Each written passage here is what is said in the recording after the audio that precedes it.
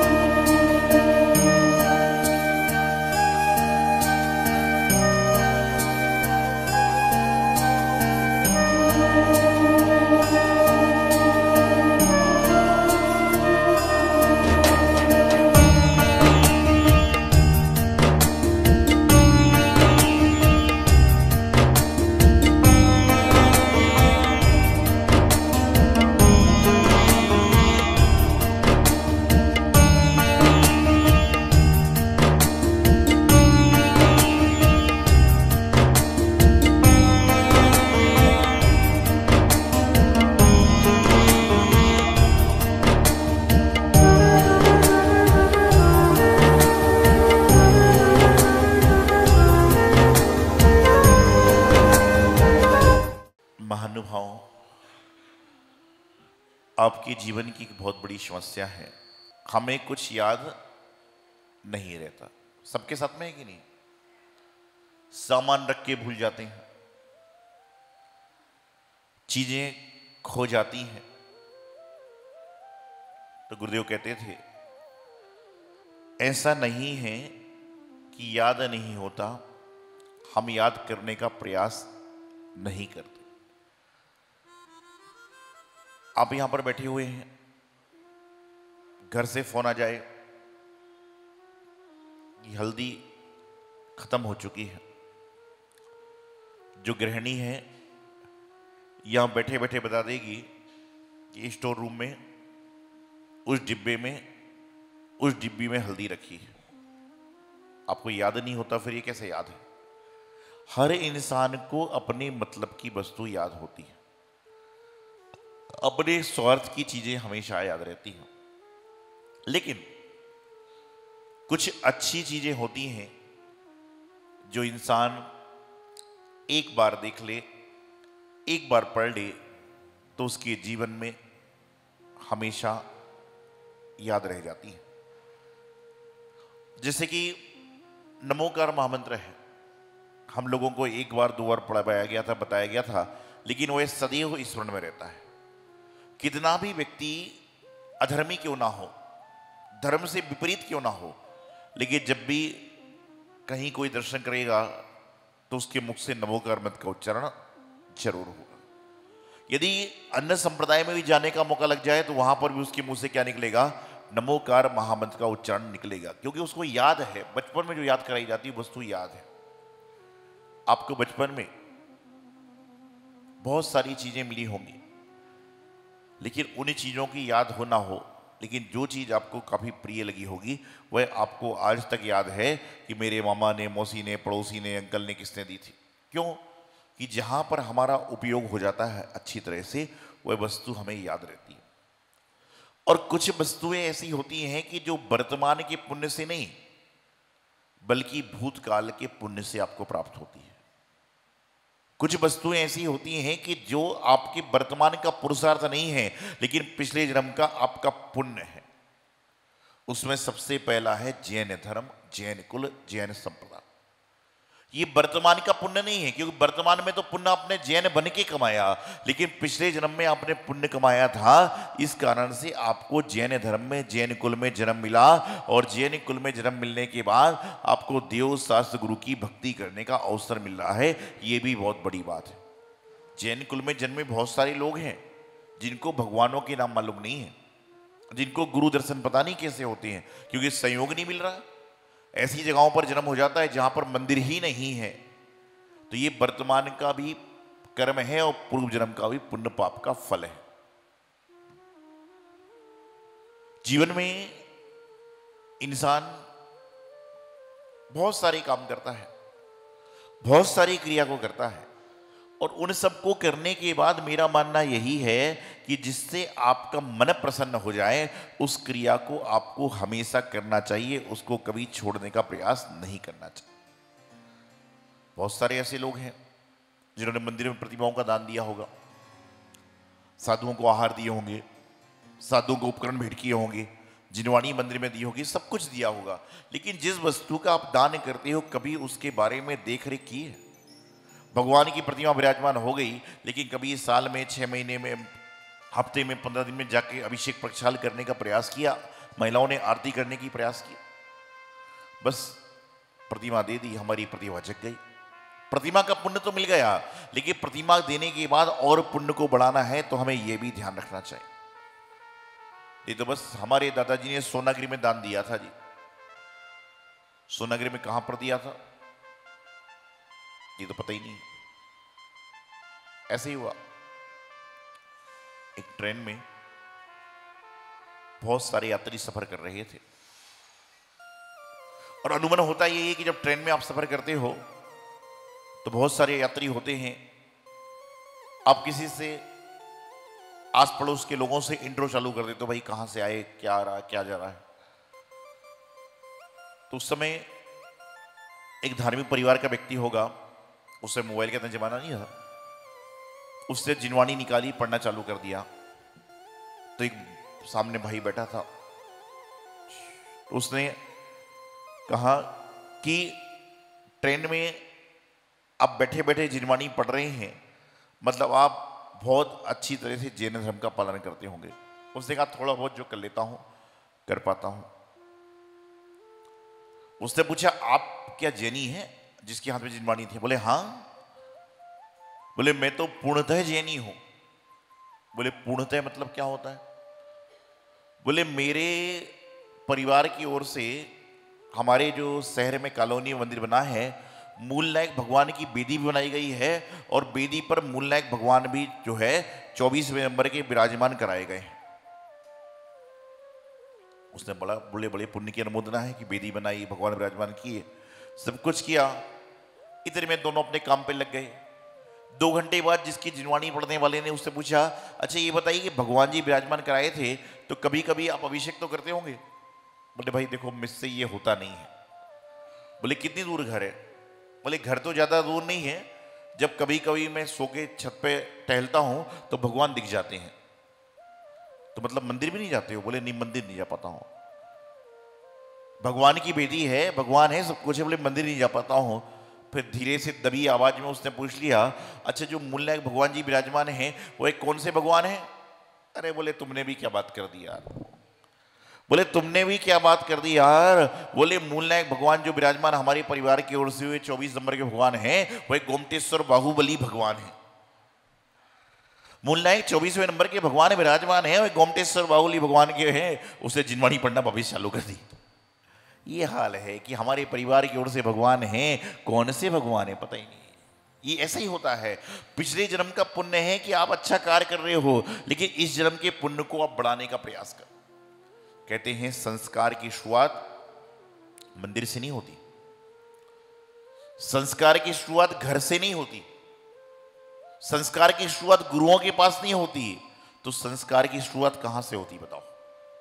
मंदिर से नहीं, घर से नहीं, गुरु के पास नहीं, जिनवाणी के पास नहीं, कहां से होती है? तो कहते हैं कि संस्कार की शुरुआत जब बालक बालिका अपनी मां के गर्भ में आता है तब से ही शुरू हो जाती है कि गर्भ अवस्था से ही बालक बालिकाओं में संस्कार प्रारंभ हो जाते हैं। जैसी क्रिया वहां पर घर में होती है वैसा ही उसका जीवन आचरण होता है। हालांकि सुधारने के 3 द्वार हैं। इंसान को सुधरने के लिए 3 रास्ते हैं, 3 द्वार हैं, 3 मकार हैं। मकार समझते हो कौन कौन से हैं? मध्य, मास, मधु। लेकिन मैं कह रहा हूं कि 3 मकार हैं जो इंसान को सुधार सकते हैं। 3 मकार, मकान नहीं, मकार। मकार पहला है मां। क्या है? पहला है मां, दूसरा है मास्टर, जो स्कूल में पढ़ाने वाला मास्टर होता है। पहला है मां, दूसरा है मास्टर और तीसरे होते हैं मुनि, महात्मा। कि जो 3 मकार होते हैं, पहले मां सुधार ले, मास्टर सुधार ले, और जब दोनों से नहीं सुधरे तो महाराज जी आप संभाल लेना। मतलब महाराज सारी बिगड़ी गाड़ी ठीक करेंगे, खटारा यहां लेके आओगे सारे। 80 साल के दादाजी आते हैं, मैं उनसे पूछता हूं धर्म कर लो। बोले महाराज जी अब बुढ़ापे में क्या होगा? बात समझ में आती है कि 80 साल का आदमी क्या करेगा। 60 साल का आदमी आता है, कहता हूं धर्म कर लो। बोले जिम्मेदारी से तो मुक्ति नहीं मिल रही है, क्या करूं? 40 साल का आदमी आता है कि धर्म कर लो। बोले महाराज धर्म करूंगा तो घर की व्यवस्था कैसे चलेगी? और 8 साल का बच्चा आता है, 7 साल का बच्चा आता है कि धर्म कर लो। बोले मैं नहीं कर सकता। एक बच्चा आया 5-7 साल का, मैंने कहा कल मंदिर में आओगे? बोले मैं नहीं आऊंगा। मैंने कहा क्यों नहीं आओगे? मैंने एक 5-7 साल के बच्चे से कहा कि मंदिर में आओगे? बोले मैं नहीं आऊंगा। मैंने बोला क्यों नहीं आओगे? अरे बोले क्या बताऊं यार, बड़ी टेंशन में जी रहा हूं। मुझसे बच्चा कह रहा है 5 साल का कि क्या बताऊं यार, बड़ी टेंशन में जी रहा हूं। और रोजमर्रा में जैसे बात कर रहा वैसे महाराज से बात करने लग गया। मैंने कहा 10 साल का लड़का नहीं है, लेकिन टेंशन हो गई। जब टेंशन को हिंदी में इंग्लिश में लिखते हैं तो क्या लिखते हो? टी, क्या स्पेलिंग है टेंशन की?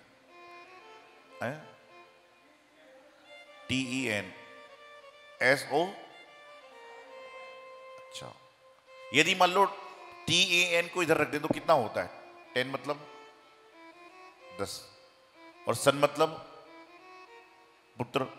तो जिसके 10 पुत्र हैं, 10 बालक बालिका है, वो टेंशन में आ रहा है तो बात समझ में आ रही है, लेकिन एक बच्चा नहीं है तो भी टेंशन चल रही है।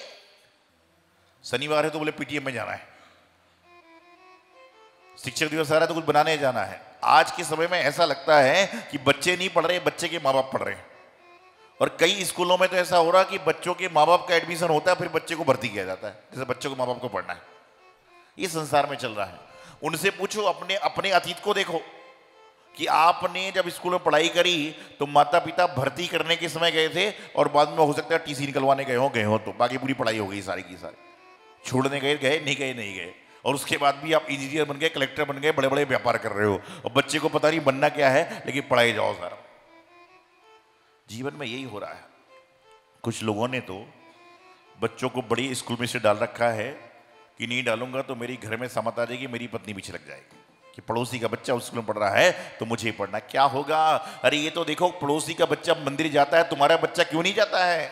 पड़ोसी का पति डेली मंदिर में अभिषेक करता है, तुम्हारा पति अभिषेक क्यों नहीं करता है? इस पे करो तो कुछ काम भी होगा, इसमें क्या रखा है? पहले के जमाने में 60% नंबर आ जाए तो माँ बाप इतने प्रसन्न होते थे, मत पूछो। और 80 आ गए तो मोहल्ले में लड्डू तो पक्के बटते थे। और आज बेचारा बच्चा 95% लेकर आ रहा है तो शाबाशी नहीं मिलती। अरे बोले और मेहनत कर लेता तो अच्छे स्कूल में नंबर आ जाते। इस कार्यक्रम के प्रसारण सहयोगी थे श्री दिगंबर जैन बड़ा मंदिर, B73B, सेक्टर 27, नोएडा, उत्तर प्रदेश। संरक्षक श्री महावीर जैन, संरक्षक डॉक्टर SP जैन, संरक्षक श्री राकेश जैन, अध्यक्ष श्री पवन कुमार जैन, उपाध्यक्ष श्री निर्मल कुमार जैन, सचिव श्री अजय जैन, कोषाध्यक्ष श्री सुभाष चंद्र जैन, महासचिव श्री चंद्र प्रकाश जैन, प्रबंधक श्री सुबोध कुमार जैन, सदस्य श्री संदीप जैन, सदस्य श्री प्रमोद जैन, सदस्य श्री दिनेश जैन, सदस्य श्री राजीव जैन, सदस्य श्री MP जैन।